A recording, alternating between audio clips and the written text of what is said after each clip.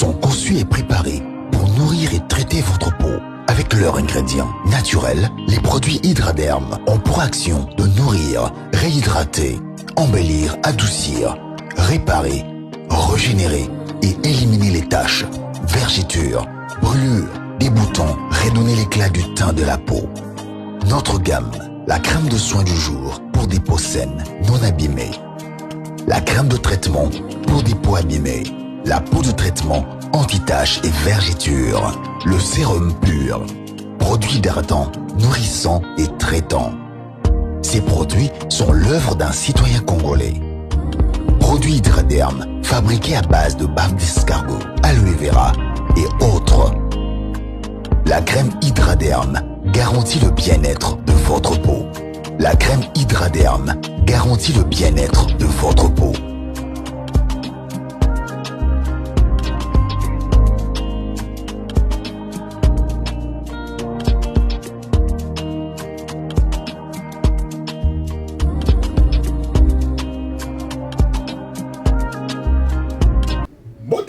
Nabandeko Balandi, Banson, il y a Efrata, magazine d'actualité générale et éducatif, il y a mon Congo Nyoso Penza Penza, Boyi Malamu, Nabansango Nabino, Yamokolo, Yelelo, Eben, Yambo Ete, Tofongola, Balokasa, Nabino Penza, ya magazine, Yamokolo, Yelelo, Tika Kinya Oyo, Penza Penza, Yatata Mokeli, Elongo, Lisusu, Namona Ye, Yesu Christu, et Ingiela, Dikekena Bino Banson, Bisika, Bozwami, Namoko Ebino Oyo, Bozali Komona, Zalina Esengo Moko Penza Penza Yonvimba Pene Gaya Yokoponse Debino édition Yamokolo Yalelo.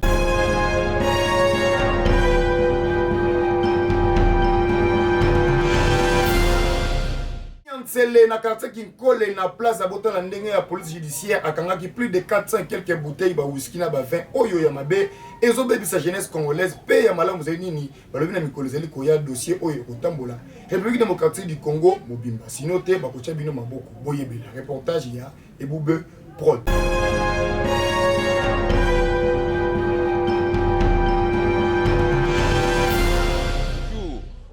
La direction de stupéfiants a le réel plaisir d'organiser cette cérémonie judiciaire et qui cadre à la destruction de 4759 bouteilles de whisky, champagne et whisky contrefait.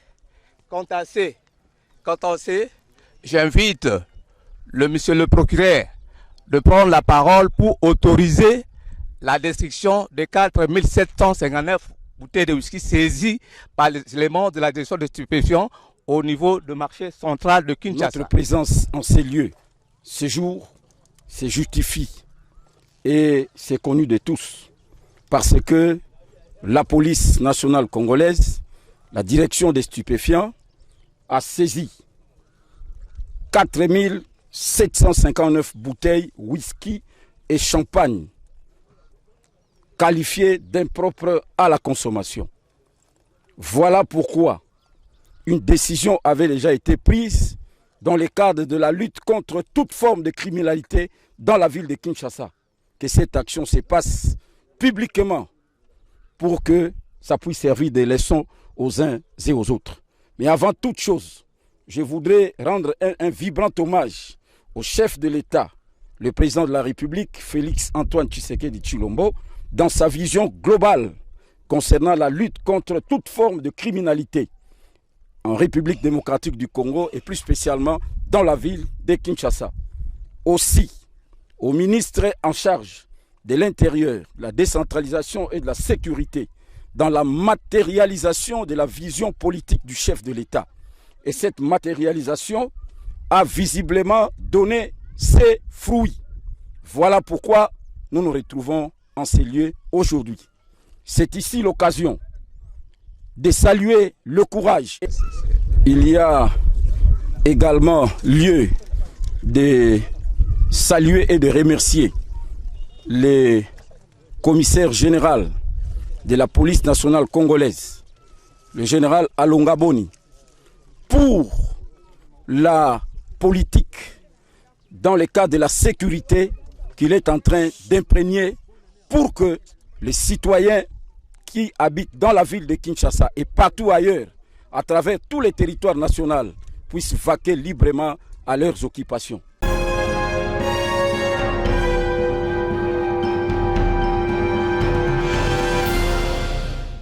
totikali kaka mingi na commune ya Ntsele na quartier Kinkole botala ndenge bourgmestre Frank Bonzola meso akitaki pona des autres oyo population ba uteki paka juma zo sala penza na quartier Kinkole awa ezopesa basi reportage ya Ebube Prod.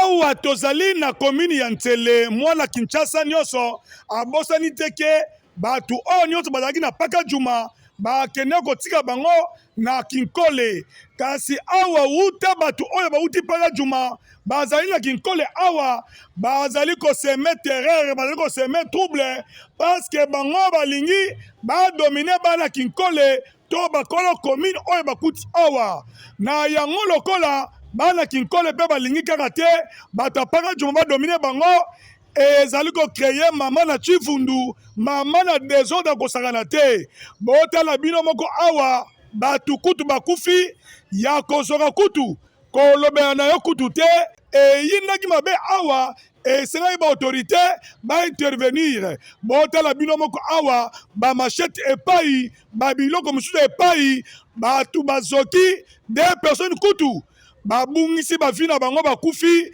na yango bazali kosenga na bakonzi batala likambo oyo wuta batie bato oyo bauti paka juma baye na Kinkole awa bazali kotia désordre kosakana te mpe bitumba ere nyonso koyokana ezali te yango balele mpo bakonzi batalela bango likambo oyo noki te awa bato babanda kokufaka ere nyonso boyoka batémoin événement ndenge babetaki mbela na micro Frata Mag. Qui dit mieux?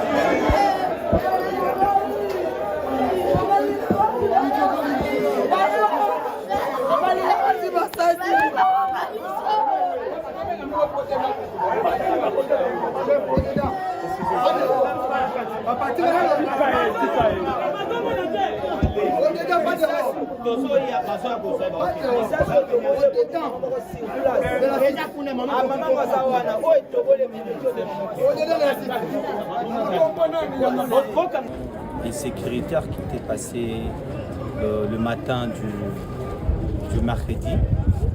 Il est certes vrai que nous étions appelés des par-ci par-là. Il y avait les cas notamment de l'insécurité urbaine qui régnait entre les sinistrés des Pakadjouma. Ainsi, c'est carrément délancé ou carrément population précisément dans les quartiers sécuritaires locaux. Il y a eu intervention de la police et malheureusement, je voulais dire qu'il y a eu toujours des victimes et à qui nous avons enregistré au moins 9 personnes qui ont été touchées par balle et ainsi un décès d'une dame âgée de 60 ans je crois. Donc pour l'instant, avec toute l'équipe, tous les commandants qui sont présents, j'ai été calmé. Je peux dire qu'ils ont obéi également à notre demande, où ils ont soumis à notre demande. Ils sont calmes, je pense que vous les voyez. Mais à l'entretemps, nous sommes aussi en train de prendre des mesures sécurité. C'est pour dire que très rapidement, nous allons renforcer déjà l'équipe que nous avons laissée avant-hier pour que c'est du côté Sikota Lokali ne viennent pas attaquer aux sinistrés, également des sinistrés et aussi ne puissent pas attaquer à ceux qui sont du côté Sikota Lokali, afin de préserver la paix.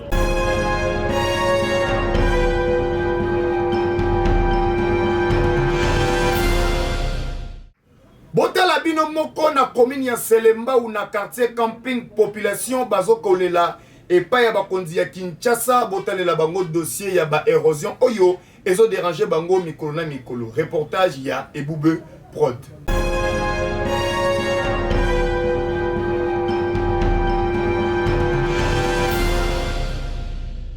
tozali na camping précisément na commune ya Selemba o bisika oyo population ezali kolela bino moko botala awa soki kutumbula ebeti ba mama nyonso babimaka libanda to likolo yindi bafukamaka na bango mpo basambela nzambe mbula ebeta te kala mingi te quartier camping oyo ezali nango kolimwa na carte géographie ya Kinshasa egra ba érosion oyo esalemi awa ezali kolia bandako nyonso na quartier camping kasi bakonzi ya mboka bazali kobeta kara yango balele mpo bakonzi ya mboka batalela bango likambo oyo soki te camping oyo ezali kolimwa ntango nyonso bandako ezali kokundama bato bazali kokufa nyonso botala bino moko awa kolela na kolela ntango nyonso bakonzi ya mboka bosala eloko soki te awa quartier camping oyo ezali nango kolimwa botala bino moko na pasi na mawa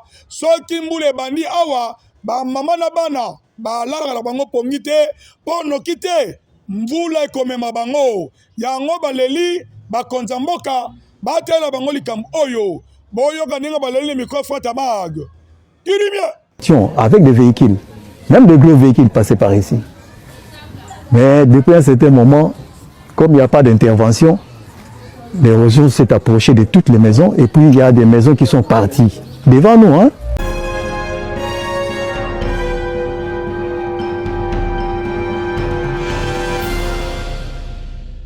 Botela bino moko na commune ya Matete ndenge bourgmestre akaboli ba diplôme de mérite pa ya bato oyo basala ka musala kitoko na kati ya commune ya Matete. Reportage ya Ebube Prod.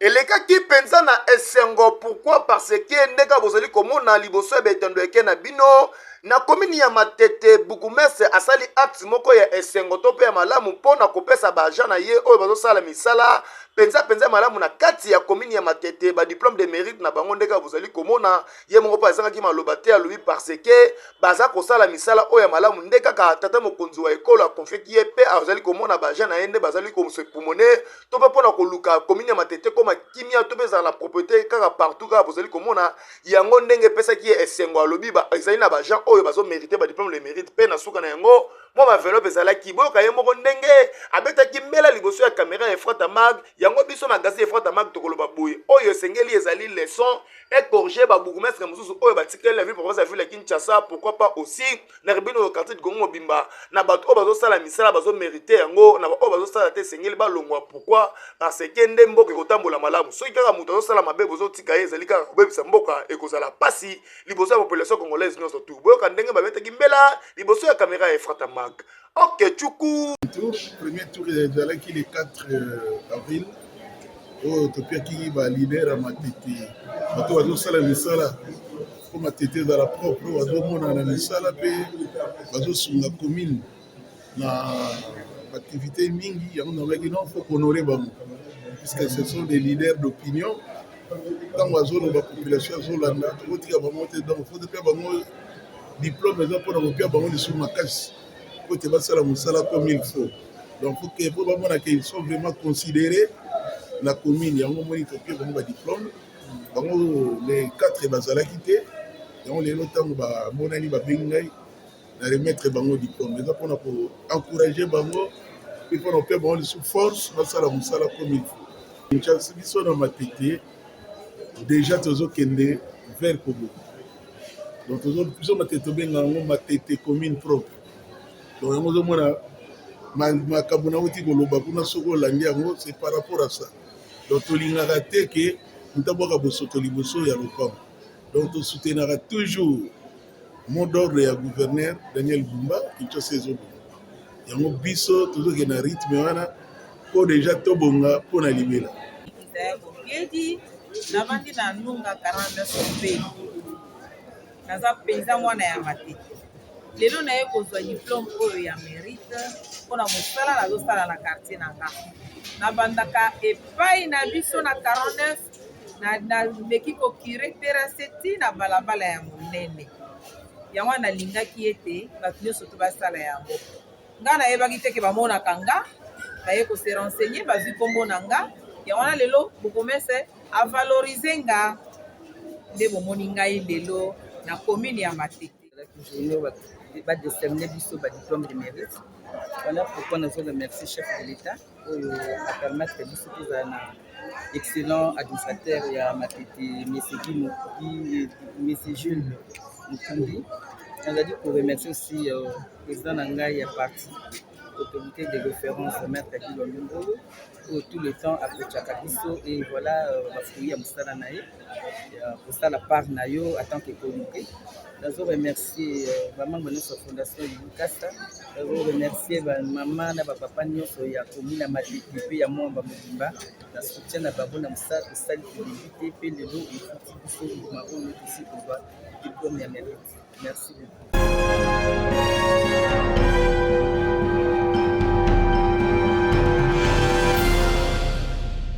tokei lisusu na province ya Congo Central mingi na ville ya Boma botala ndenge la police congolaise a tcheki maboko epai ya bana oyo bazaka mitema ya bololo mitema ezika communément appelé Bakuluna. Reportage ya Ebube Prod.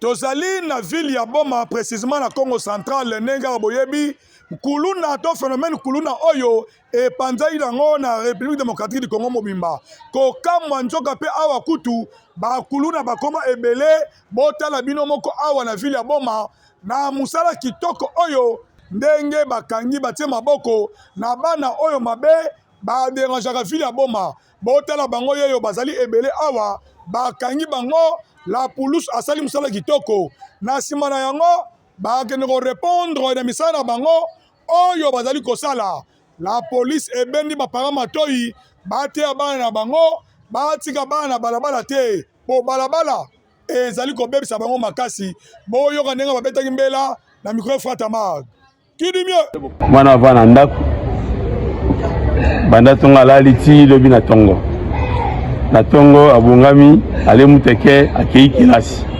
éducation ya papa isuki wana banda ko na ndaka papa ado ko bana kilasi intervalle wana yeye ko mususu éducation ya baraba ebandi wana taku na kilasi akoti na kilasi éducation ya kilasi ebandi tayebi kasi na 13h po azonga na ndako kolonga na 13h po na ndako tika 14h30 exercice diffuse de bandi ya balabala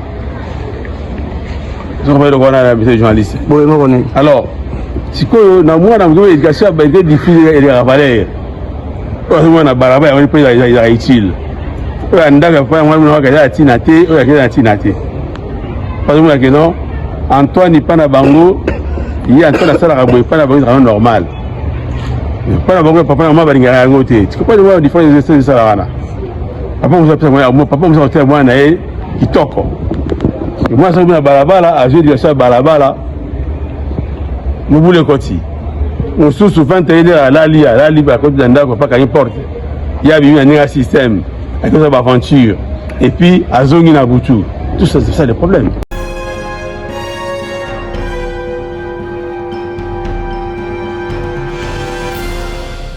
Champion du monde, il y a bagam surtout aux la République démocratique du Congo, ndeko papa ndeko mwasi soki osaleli yango ko solution penza pour le positionnement de mikolo oyo ezali koya reportage.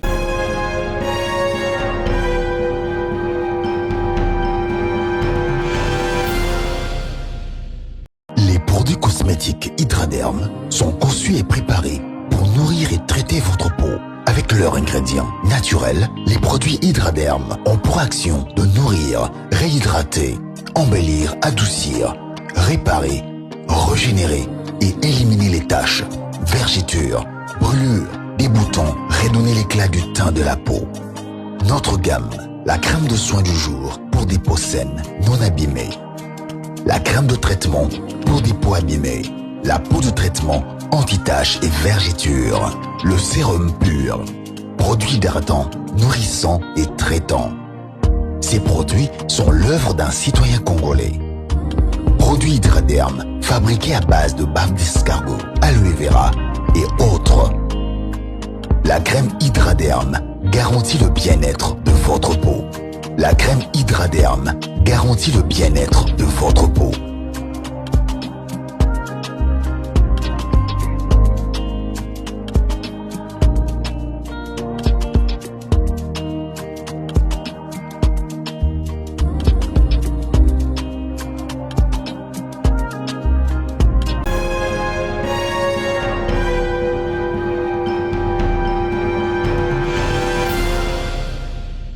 Yebi penza botondi liboso ya betandeke na bino pona koma république na bino moko oyo bolingaka mingi pesa makanisi na yo po na ekolo. Boka makanisi bayike ba pesi po na ekolo Congo.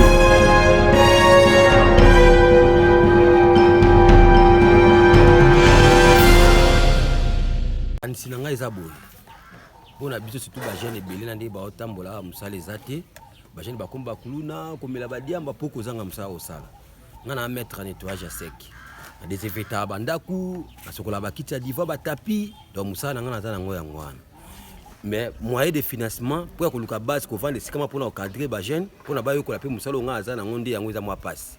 Donc ma quantité na osenga na l'état, ce qui moyen il faut ko sunga biso ba mettre pour tona maïle ko transfert mettre pa baninga pour lobby munata se trouver na kwa na ye. Des effets tabandaku, na nika bakiti ya divan, na sokola ba caro ba vitre na musala ona yokoli ba na braza fitina ya yango na osala. Ana kata karacha ndio moni ba fulu babo akaba ngongi to déranger na des effets tabanda ko pona ba ngongi nde ba twazo kimia losi akala ba konza likolo biso fo ba prier biso ba lukela biso ba moyen ba na minute ce qui base zali ke na tie base place moko na machine ya moto pompe wana losi ko la mituka ko la ba moto ko la sabana ndeko ndenge nika ba tapi ba kita divan so mutayibi musala azu machine wa kia bando bi malosi mambongo na ye za mwa passe pour mona mutasi mba su machete ndia ngwana moni makanti nanga na osenga na l'état bakonza mboka so ba yoka image na nga oyo bameka ko soutenir ngai pona songa pe ba jeune oyo bana ba difficulté kanisi nanga pona protection ya environnement ndakutambola na nzela minimale ndakutambola na nzela ménaginae azu ya boîte na balabala boîte na kata carnivo lobi carnivo tonda ekrele sous salité ba malade ya mona zo senga na l'état congolais aluka maison moko approprié pona esuma oyo nyonso bakokutana na nzela akwakisa chedo bouteille oyo asalelaki amila bwaki na balabala bafutisa ye ampani babiso oyo totikali tokozwa leson. Merci. Maïboka, bonjour. makanisi nanga par rapport ya insalubrité na ville ya Kinshasa oyo ezosala soni na miso ya biso moko. Même Bible elobi ke esika nzambe ezalaka bosantu, ezalaka petwa, ezalaka propre. Mais tobelelaka nzambe na Congo, nzambe azalaka na Congo, mais na salité eske nzambe azalaka na bapoubele? Non. Yango tozali koloba boye na bakonzi ya mboka,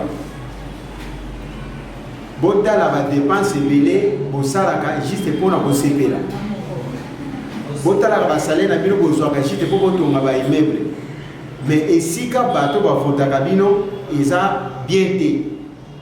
Na yango nga nalobi boye leta na biso mpe bakonzi na biso bameka kokalkile batronson nyonso oyo mituka etambolaka. Par exemple, kobanda na sayo tito koma na route Kasavubu, espace oyo nyonso bakoko engagé même 20 jeunes oyo bazangi misala uniquement po babanda kokire ka niveau de gauche comme à droite. Et kozala bien avec un montant minimum bagé ba se retrouver to diminuer même taux ya chômage. Nde na sengi na bakonzi na biso bameka nanu ko statuer proposition nanga que bameka kotia bato parce que ba cantonnier basalaka lisute. Il faut que bameka nanu kotia bato selon ba distance pour que bato wana balandela kambula enoka te bato wana bazalaka censé ya kokiraka ka niveau pe moyena mike oyo kosunga bango. Nde likanisi nanga ezalaki bongo.